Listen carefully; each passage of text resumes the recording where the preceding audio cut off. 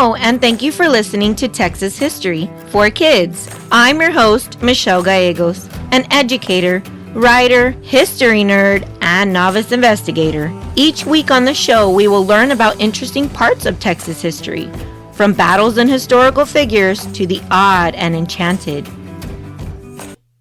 Hey guys, and welcome back to episode number 34, entitled Independence Day. I apologize for my voice. I am a little bit under the weather. Something flew in our Texas air and it has gotten me good. But we will continue on with the show. When you think of the 4th of July, what comes to mind? Most likely hot dogs and hamburgers burning on the grill, maybe a dip in the pool, river, or even a day at the beach, and the fireworks. Of course, the fireworks. We see our neighbors flying the American flag on their cars, maybe on the front porch, or even proudly wearing a shirt with Old Glory displayed on it. Others may listen to the tunes of the Star-Spangled Banner.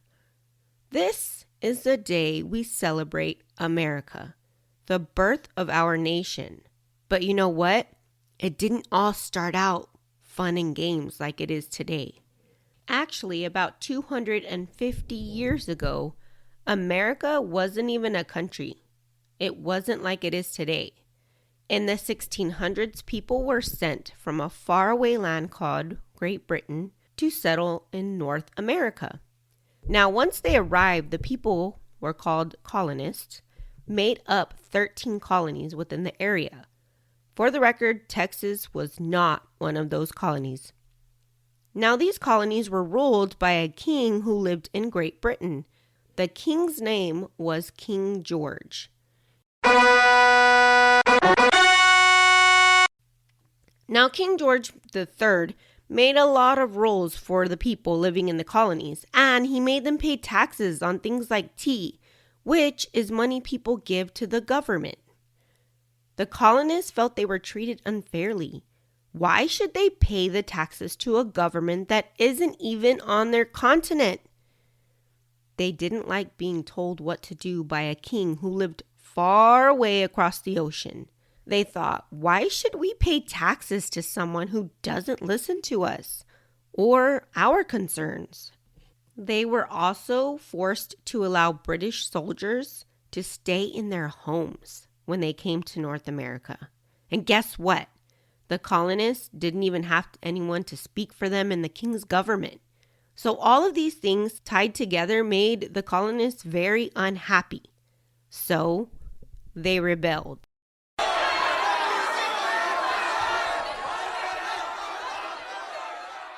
The colonists wanted to be free from the king's rules and make their own decisions. So some very smart and brave leaders decided to step up. Thomas Jefferson, who would later become the 3rd president of the United States, John Adams, Benjamin Franklin, Roger Sherman, and a man named Robert Livingston came together to figure out how to become independent from Britain. Essentially, they were breaking up with Great Britain, telling it bye-bye, adios, see you later. Sorry, it didn't work out. Hey guys, are you loving this podcast? Take your learning to the next level with our exclusive comprehension reading passages, resources, and activities. Each episode comes with a special link where you can purchase these valuable tools for just $3 or less. And guess what? The first 5 episodes come with these resources absolutely free when you sign up for the monthly newsletter. Perfect for kids eager to dive deeper into the amazing tales of Texas.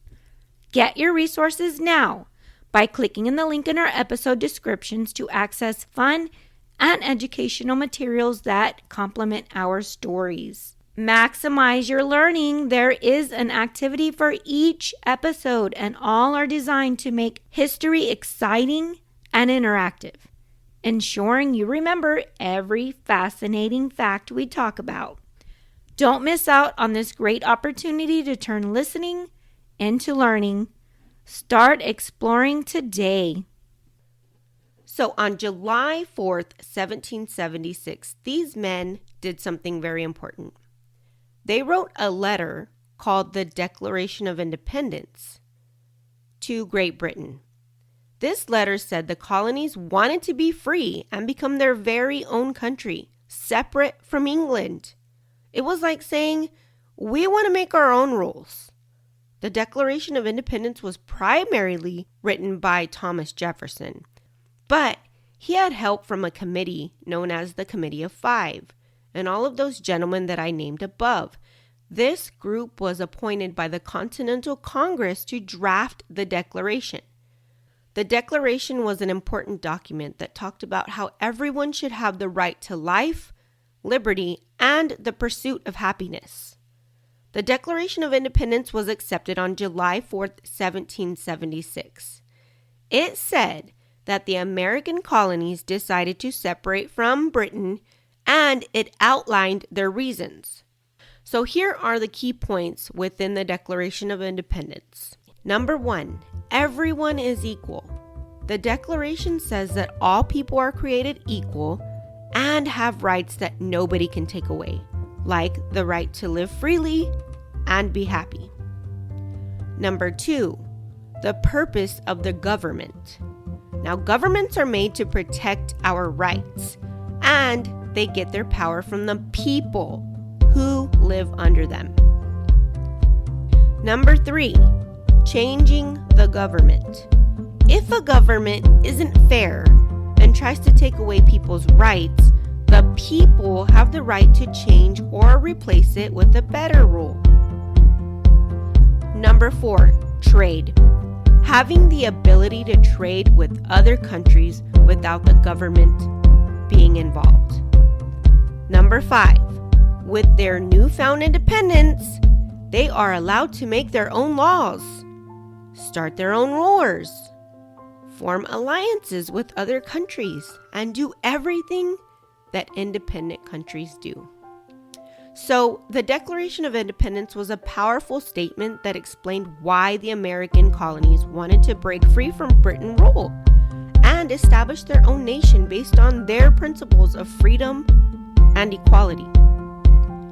These are the same principles that we seek to have in today's society, my friends.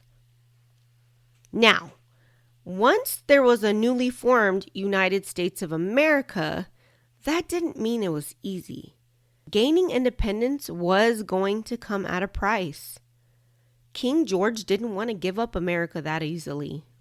The colonists had to fight a very long war called the American Revolutionary War to really win their freedom.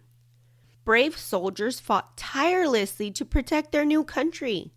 George Washington, America's first president, led the American soldiers in battles against the British soldiers. It took more than 8 years to end the Revolutionary War with Great Britain by agreeing to sign the Treaty of Paris. Many brave people fought hard for the independence that we get to celebrate today. Now, America winning its independence was significant for many reasons besides just being its own free country, governed by its own people. They had the opportunity to get new land. America got a ton of new land. The country now stretched from the Atlantic Ocean to the Mississippi River and from Canada down into Florida. They had fishing rights. American fishermen could now catch fish in important areas near Canada. They were now going to be given fair treatment. Britain agreed that people who stayed loyal to the British should be treated fairly and get their property back if it was taken during the war. Now, in regards to paying debts, both sides agreed to pay back any money they owed to each other and let any prisoners of war go free. The British troops had to leave. Essentially, they had to leave America and go back home. This treaty made sure that everyone knew America was its own country and set the rules for how things would work between America and Britain after the war.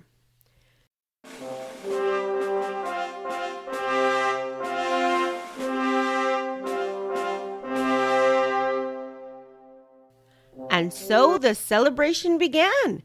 During the summer of 1776, some colonists celebrated the birth of independence by holding mock funerals for King George III as a way of symbolizing the end of the monarchy's hold on America and the triumph of liberty, right? Today, we, however, celebrate the 4th of July, our nation's Independence Day, to remember the day the Declaration of Independence was signed and to honor all the people who helped make America free. We have parades, fireworks, and lots of delicious food to celebrate our success. So here's a few fun facts about Independence Day. President John Adams, who was also one of the writers of the Declaration of Independence, thought July 2nd should be the big day. He thought that was a day we should celebrate because the American leaders decided they were going to be free from Britain on that day. They all voted and agreed the colonies should be independent. After deciding on July 2nd, the leaders spent the next couple of days writing and editing the Declaration of Independence. Now, they finished it and officially adopted it on July 4th. So that's why we celebrate on the 4th instead of the 2nd. Did you know that fireworks were used as early as 200 BC? It's amazing to think that such an ancient tradition has become a key part of our independence celebrations. But how did fireworks become linked with the 4th of July? Well, the tradition started in Philadelphia on, you got it, July 4th, 1777, during the first organized celebration of Independence Day. So imagine the scene. It's the 1-year anniversary of signing the Declaration of Independence. So to mark the occasion, the city pulled out all stops. Ships' cannons fired a 13-gun salute to honor the 13 colonies, which were very similar to fireworks. Now, according to the Pennsylvania Evening Post, at night there was a grand exhibition of fireworks, which began and concluded with 13 rockets on the commons, and the city was beautifully illuminated. What a sight that must have been, right? So you notice the number 13. There were 13 gun salutes and there was 13 rockets that were shot off.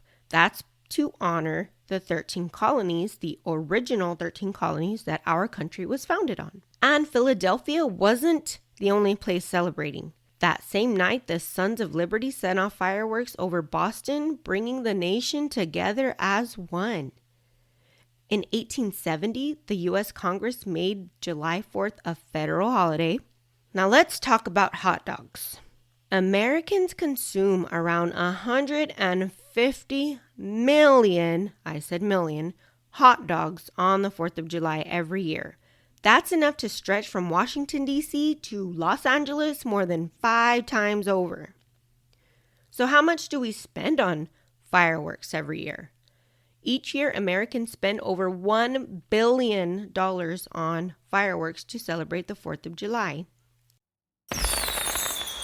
And did you know the biggest 4th of July parade takes place in Washington, D.C.? Did you also know that every 4th of July, the Liberty Bell in Philadelphia is tapped 13 times in honor of the 13 original colonies? So the Liberty Bell was first rung on July 8th, 1776, to mark the first time the Declaration of Independence was actually read aloud to the public. Did you notice that I said they tapped the bell instead of ringing it? The reason they don't ring it anymore is to preserve it from getting damaged. That bell is 272 years old. Well, that's the history of Independence Day, kids. So next time you watch a fireworks display on the 4th of July, you know you're part of a tradition that dates back to the very first Independence Day celebration. It's a spectacular way to honor our history and the birth of our nation, and to be proud Americans. Remember, it's not just about the fireworks and the fun, but also about the bravery and the belief in freedom that started it all. I hope you enjoyed our adventure back in time. By the time this podcast airs, the celebration will be over. But happy Independence Day, everybody.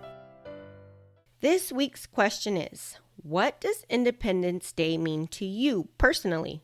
How do you and your family celebrate this day? Thank you for listening, and remember, yesterday is today's history.